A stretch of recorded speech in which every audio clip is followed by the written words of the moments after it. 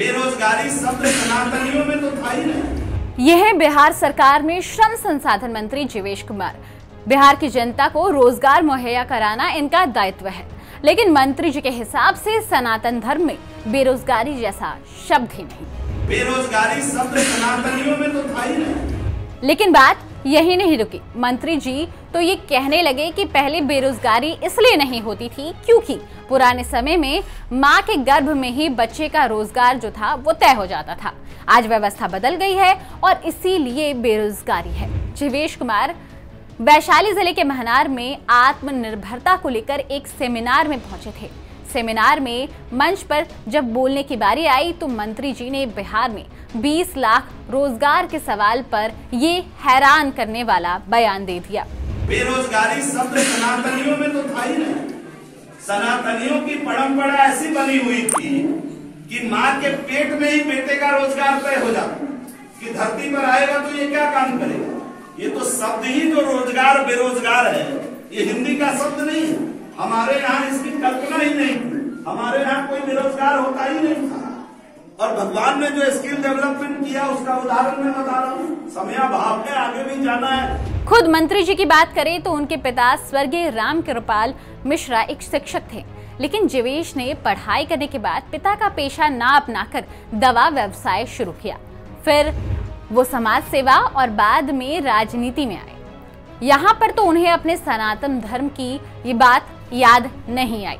उनकी सनातन धर्म को लेकर सोच पर हमने उनसे जब सवाल किए तो मंत्री जी कहने लगे कि हम ही उनका वक्तव्य जो था वो समझ नहीं पाए। ये तो 20 लाख रोजगार बिहार के युवाओं के लिए है। इसको आप इस सनातनी और गैर सनातनी चश्मे से ना देखिए, क्योंकि आपने अभी चर्चा मैंने आप या तो मेरे वक्तव्य को आप समझ नहीं पाए। मैंने कहा कि सनातनी धर्म को सनातनियों के अंदर बेरोजगार शब्द था ही नहीं। रोजगार, ये बेरोजगार और ये शब्द यहाँ था ही नहीं। सनातनियों में रोजगार पहले से ऐसी व्यवस्था बनाई हुई थी समाज का कि माँ के गर्भ में ही बेटे का रोजगार तय हो जाता था कि जमीन धरती पर आएगा, इस दुनिया में आएगा तो क्या करेगा। उसमें समय के साथ बदलाव हुआ और बदलाव होने के कारण व्यवस्था बदली, शिक्षा पद्धति बदली, शिक्षा प्रणाली बदला और आज बड़ी संख्या में युवा बेरोजगार हैं। इसलिए हम लोगों का लक्ष्य है भारत के आदरणीय यशस्वी प्रधानमंत्री जी का, बिहार के आदरणीय मुख्यमंत्री जी का, कि हम लोग युवा को कुशल युवा बना करके किस प्रकार रोजगार पैदा करें। मंत्री जी के शब्दों को सही समझे तो अर्थ यही निकलता है कि पुराने समय की वर्ण व्यवस्था और वर्ण के साथ ही रोजगार तय हो जाने की जो परंपरा थी वो रोजगार देने का बेहतरीन नमूना था। लेकिन आपको और हमें दोनों को ही ये पता है कि आज समय बदल चुका है।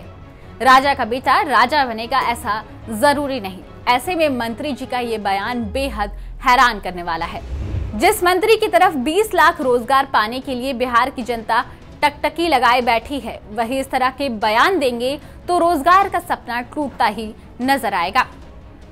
ये थी हाजीपुर से संदीप आनंद की रिपोर्ट। मैं हूं मानसी और आप देख रहे थे बिहार तक।